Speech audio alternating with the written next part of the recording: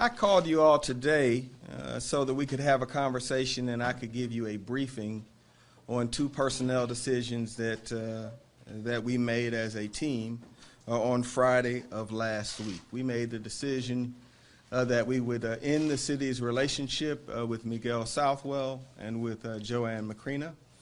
Miguel Southwell had served on my team as the leader and general manager of Hartsfield-Jackson Airport. Joanne Macrina had served as my leader of Watershed. Today really is not about the circumstances regarding their terminations or their exits. The bottom line is that we chose to go our separate ways, and that this conversation is about the future. And so I'm not going to address the circumstances around Miguel's departure or Ms. Macrina's departure, but the people of Atlanta deserve an explanation of who will run two of the city's most important operating units and why I've chosen those individuals to do so. That's what this press conference will be about. And in the coming days, I'm confident that folks will make the judgment that we made the right call. So we have hired William Johnson, a person who was a part of the City of Baltimore's leadership team. When you check him out, you will see that he is one of the most well-respected members of Mayor Rawlings Blake administration. I can tell you that based upon the number of times that she called to curse me out about you joining our team. He will serve as the interim director of the Department of Watershed Management. William Johnson joined my administration earlier this month, and I'm pleased to have someone with his invaluable experience come and lead a steady hand to the Department of Watershed Management. Mr. Johnson brings more than 20 years of experience in infrastructure management and emergency response to his role. He previously served as the director of the Department of Transportation for the City of Baltimore, where he, as I said previously, was a member of the senior team there. He has also served as the prime contractor for the state of Florida's Department of Transportation. Mr. Johnson assisted local governments and nonprofits in developing disaster plans and assessing damage after a disaster had occurred. He worked with both the public and private sectors to develop projects and identify facilities and funding for infrastructure and utilities damaged by natural disasters. Through his career, William Johnson has demonstrated steady leadership and sound judgment. He has developed and managed budgets in excess of $500 million and put a special focus on reducing customer service complaints and working with state and local agencies to achieve a 96% customer satisfaction rate in the departments that he managed.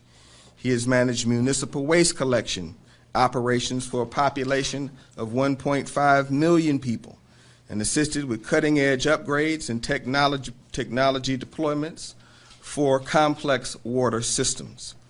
William will be supported by Faye DeMassimo. She's the general manager of the $250 million Renew Atlanta Infrastructure Bond Program. Faye's reputation, not only in the city of Atlanta, but throughout the region, is known as one of the most competent officials in the public sector. I've made my feelings known about how thrilled I am that she joined my administration, and we will be expanding her portfolio to include the improvements in Watershed because of the large number of capital-intensive projects that Watershed is undertaking.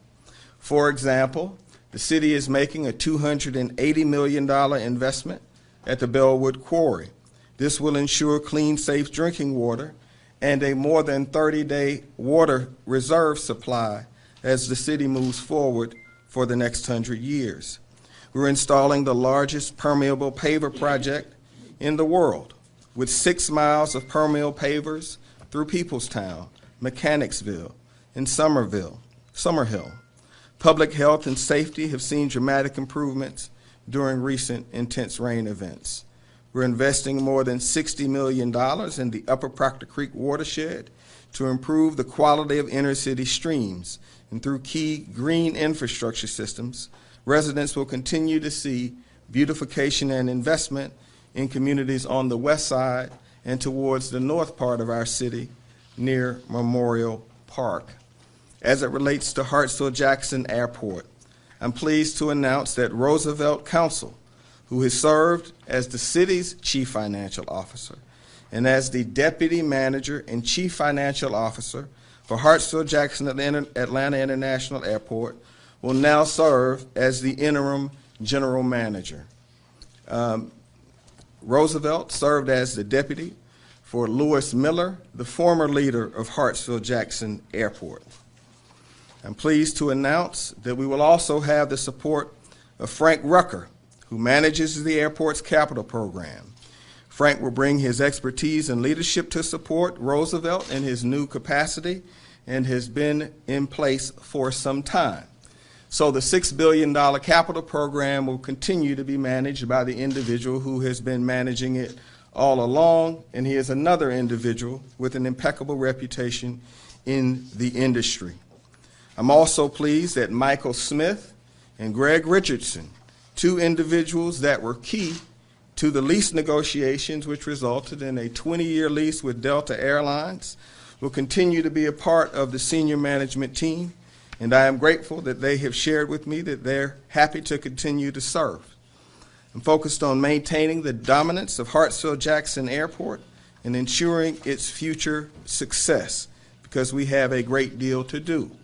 With a $6 billion capital expansion program, including plans to build 2 new domestic parking decks, add 5 additional gates to Concourse T, construct a 6th runway, and invest more than $900 million in a new concourse. We have a great deal to do.